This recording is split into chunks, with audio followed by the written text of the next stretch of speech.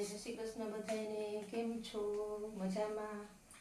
તો જો આપણે ઓફિસેથી ઘરે આવી ગયા અને આવીને સીધું આપણું કામ ચાલુ કરી દીધું. પહેલાં તો આવતા વેત કપડાં ઉપાડી લીધા બહારથી, કપડાં ઉપાડીને વાસણ ગોઠવી નાખ્યા. વાસણ ગોઠવી અને જો દૂધ ગરમ મૂકી દીધું. પપ્પાની વચ્ચે રોટલી બનાવી નાખીને પપ્પાને જમવાય બેસાડી દીધા છે. અને શાક તો જો સવારે હું બનાવીને જ ગઈ હતી. ફ્લાવર બટેટાનું શાક સવારે બનાવ્યું હતું, કારણ કે યુગને સ્કૂલે જવાનું હોય એટલે શાક સવારે જ બનાવવું પડે, એટલે શાક બનાવીને ગઈ હતી. પછી આપણે આવીને છાશ બનાવી લીધી છે. દીપકે સલાડ સુધારીને તૈયાર કરી દીધું.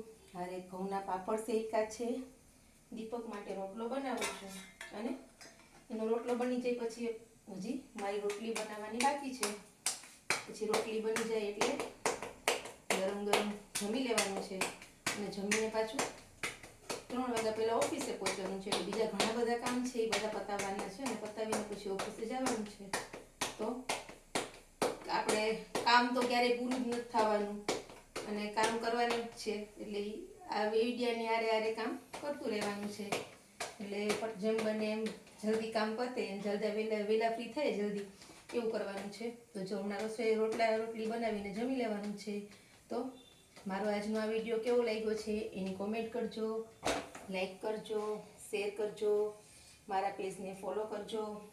યુટ્યુબમાં આપણી ચેનલ છે, ત્યાં જઈ અને સબસ્ક્રાઈબ કરવાનું તો ભૂલતા નહીં. તો હવે પછી મળશું અને પછીના વિડીયોમાં. ત્યાં સુધી આવજો.